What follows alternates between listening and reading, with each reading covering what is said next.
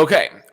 So a couple things that I like. I've made a list here of things that, as I digest the things that I've read and heard on other podcasts from insiders, um, the subscription sites that I've read about Notre Dame's fall camp.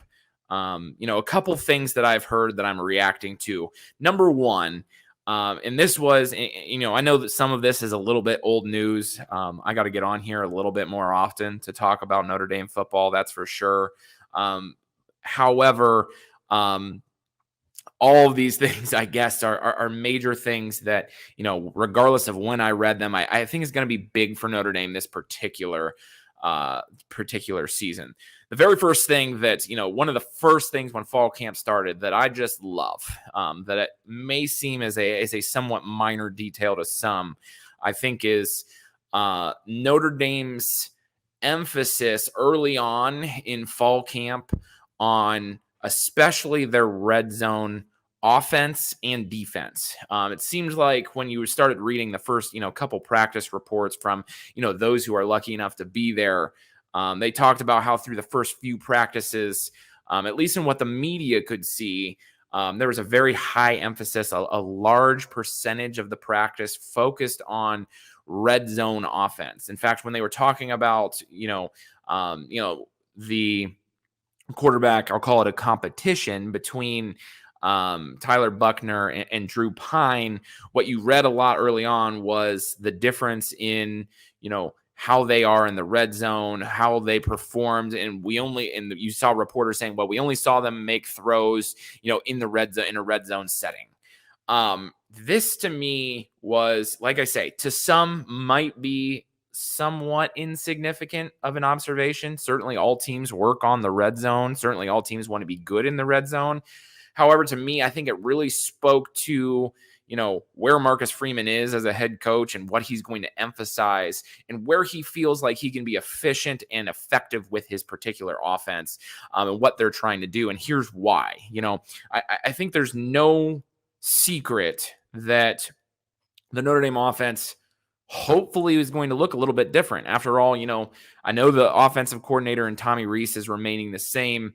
And you may have your opinions, and I have my opinions with how much Tommy Rees was allowed to do within the offense, how creative he was allowed to be, how hamstrung he was by his predecessor at head coach in Brian Kelly. And, I think it's fair to say that this offense is going to look different, and is going to kind of emphasize the things that its starting quarterback, Tyler Buckner, does well. And you got to think that, approaching this season ahead of a game against Ohio State, that this new type of offense, there are going to be some hiccups. It would be irresponsible to think that Notre Dame is going to go out and just score at will against Ohio State. We'll just put it that way instead of putting a number on it. There's going to be times, with a new offense, there's going to be times where it looks real good. And there's going to be times when the defense adjusts. It might sputter for a little bit, and it might be a little bit up and down, especially early on, which is a problem given that the fact that your first game is against a top 5 opponent.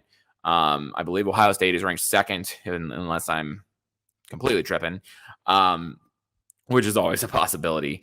But a top 2 opponent in Ohio State the first week of the season. So I would expect, at certain times, Notre Dame's offense going to look good. We saw that last year. The scripted part of the offense looked really good. It was, throughout the game at times where the defense adjusted and we got off script and that type of stuff where it wasn't so good. But, when you take things into context, you're bringing back a quarterback who was the backup last year, didn't get a lot of down the field throwing opportunities for whatever reason in many games. A very young wide receiver core, running backs in Chris Tyree, Logan Diggs, that aren't, really, really seasoned, I guess you could say. They have some experience, but just aren't tried and true veterans just yet. And so you would expect the offense to have a little bit of difficulty.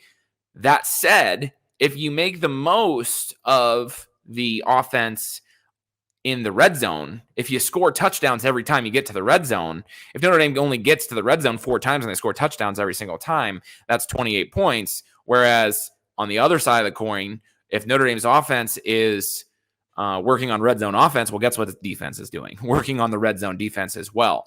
And so therefore, if Ohio State with their explosive offense, well, they could get to the red zone, they get there 7 times and they kick a field goal all 7 times, Notre Dame wins that football game. Now, those are extreme examples, but I think the point holds that, you can't expect Notre Dame's offense to just move the ball at will all over the place against a team like Ohio State. And you can't expect Notre Dame's defense to not allow some chunk plays to a very, very explosive offense in Ohio State, and not expect them to be able to move the ball. But if you limit them to threes in the red zone more often than not, that gives you a chance.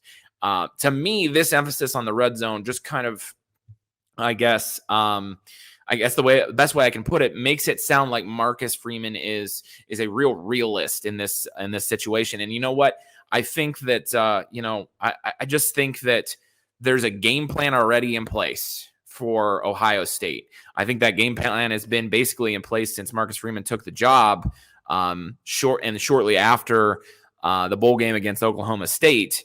And I think that game plan is being executed even from the first days of camp, which I love to see.